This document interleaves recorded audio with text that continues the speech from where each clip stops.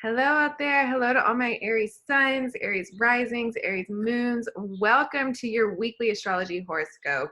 We are going to be looking from the full moon through Sunday. So Tuesday, April 7th, 2020 through Sunday, April 12th.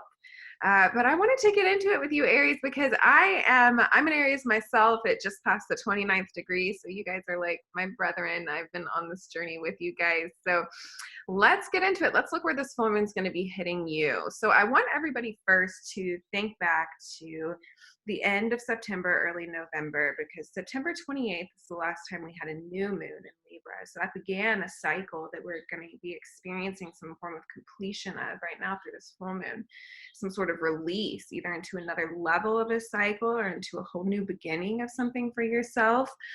So there was something going on with the intentions being set in relation to your relationships and your partnerships and your projects. This could be a romantic relationship. This could be a business partnership. This could be a project that you are getting started, involving other people that you're working with. And even I want to look at as well, because this is dealing with your seventh house. This is the house of open enemies as well. So maybe some kind of conflict came up that you needed to look at, and you set intentions on how you were going to handle things like that in the coming future in regards to your partnerships and projects. So we're having some kind of completion level of that cycle right now. And what this is calling you to do, Aries, and what this full moon in Libra is really calling everybody to do is to look to incorporate balance in your life and balance in your partnerships. And I really want to focus on this with you, Aries, because with all of this work in your 10th house, it's been going on your 10th house Capricorn, and all of this work towards building kind of these long-term plans and these long-term goals and these long-term visions for yourself. I think this has been a lot of solitary work for my Aries. I've mentioned this before. I don't think there's been a lot of time for nurturing some deeper connections with my Aries. There's been a very focused attention on how you're building the future for your life. But now, especially with a lot of that Capricorn energy moving into Aquarius, we have Venus coming into her shadow period this week before she gets ready to go retrograde.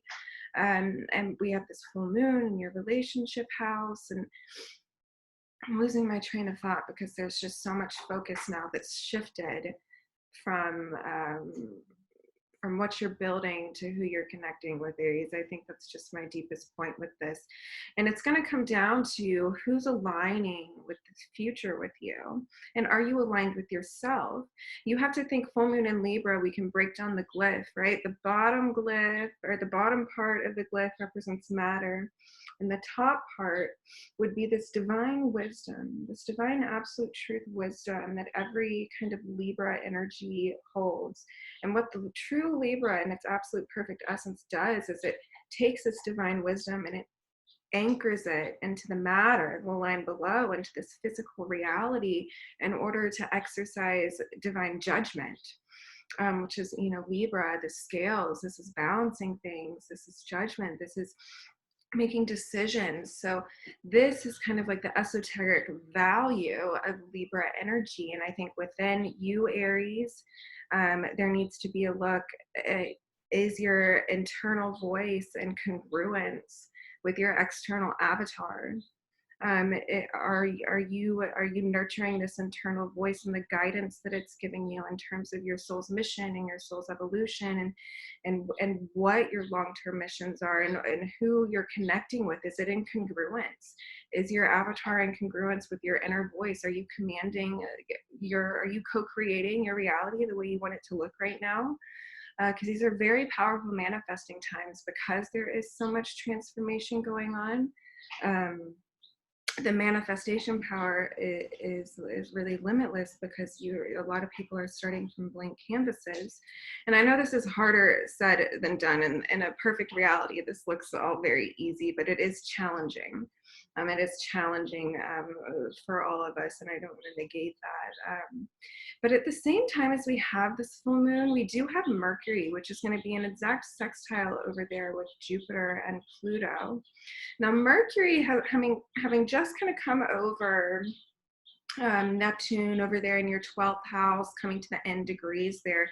I think Mercury is going to be communicating or trying to communicate some spiritual guidance over there to Jupiter and Pluto in regards to what is in alignment with your divine path and what's connected with you and your direction, and what needs to be cleared out with the 12th house as well, because Mercury is going to be coming into Aries later this week, I think. Is it Friday? But yeah, Mercury is going to be moving into Aries, so moving into your first house, where I think you will feel a shift in terms of where you might have felt a little bit confused with Mercury and Pisces and trying to peel away the delusions from the reality and trying to find a way to connect. Now with Mercury moving into Aries, into your first house, I think you'll have a much stronger sense of your identity and a much stronger sense of communicating that. It's coming into your first house, so this is a very personal house, and it has to do with your personal goals, and I think you will start to have some clarity around your identity and your self-image and your personal goals and how that is going to connect with all this 10th house work that you've been doing. And this one cannot be forgotten. We do have Mars squaring over to Uranus to the degree. So Uranus is, I want to point out, at fall position in Taurus. But the purpose of Uranus coming through Taurus is it needs to, and Uranus, you have to remember, is kind of disruptive. It's forward moving, it's revolutionary, it's innovative, it's got future insights, and coming through Taurus, this fixed earth sign, this physical form, it disrupts the reality around us, but it does so as a necessary way to ground some of that new divine wisdom into that Taurus form. So that divine energy and this energy of the heavens really coming from Uranus is being grounded into Taurus, into physical form, but it takes a little bit of disruption to get there. And the fact that we're going to be having Mars square over to this Uranus energy while it's in Aquarius exactly, this is really, I mean, again, this is like ego checks for us all. This is really disrupting. It might feel like a little bit of a fight with some of these connections that maybe you're being pushed to let go of or reassess, or who's connecting with your values, and also Aries as well, with where you're contributing value in your relationships. But there's a lot that can be unpacked there. But I think this Mars squaring over to Uranus is going to be some kind of unexpected feeling or unexpected kind of information coming to light in terms of your connection and in terms of the actions you're taking towards your alignment to get there. And maybe forcing you to take some really deep look into your worth and to your self-worth and your self-value, and also with second house as well, this is your material worth. Mars is trying to connect with things that are gonna multiply on that with you, but you have to step up and take the first action. The universe is going to match what you put out. We're in such powerful times to co-create completely new spaces for ourselves, but we have to be in alignment. We are all in these periods where we are a little bit removed from society, right? So that's why I really think this Libra moon, yes, it's focusing on our relationships and our connections around us and who our authentic partnerships are and who's aligning with our identity. But I also think it's a deep call to look within yourself and see how aligned you are with your inner space, and is your external avatar congruent with that? Because we don't have as much to externalize that to anymore. Not able to get out as much, not able to do as much, not able to have as much to kind of outsource our attention to. So now it's really going to come to focus. Are you balanced on the inside? Because by doing that is how you'll create the balance and the peace around you. So in any case, what else is going on for you, Aries? I know with Gemini, Venus and Gemini, she's coming into her shadow period. So This is your third house, so you definitely want to be looking at the data and the information that's coming towards you surrounding your relationships, especially before this Venus retrograde. You want to be paying attention to who you're bringing into this space with you, because these are just powerful times for us all to build these new futures for ourselves. But in any case, Aries, I love you guys so much. I am going to pull a quick card, and we will look at some tarot. Let me know if you guys would be interested in an extended tarot reading for these. I know I pull a card for you guys, but I think I would love to do some more extended readings.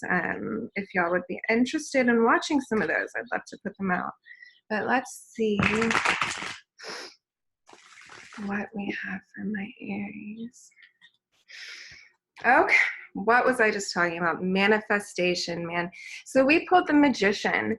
So, and just like I was talking about in the beginning of this video, Uranus kind of anchoring this divine wisdom into this physical reality. Look at exactly what this Magician is doing. He's taking this divine wisdom and he's anchoring it into this physical reality, and he's working with all of the elements.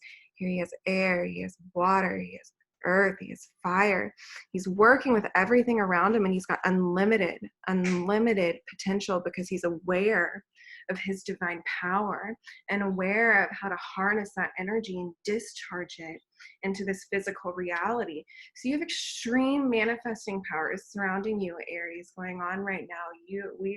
These are like fast track circumstances. So really with this Libra full moon, look to make the decisions in regards to what's in alignment with you and the partnerships that are in alignment, the business partnerships, the romantic relationship partnerships, because the energy that you are putting in now is going to manifest greatly for you in the future. This is a really, really beautiful card to get. But in any case, I love you all, Aries, and I hope you're doing well. And be sure to subscribe and like this video if you liked it. I love you guys. Bye-bye.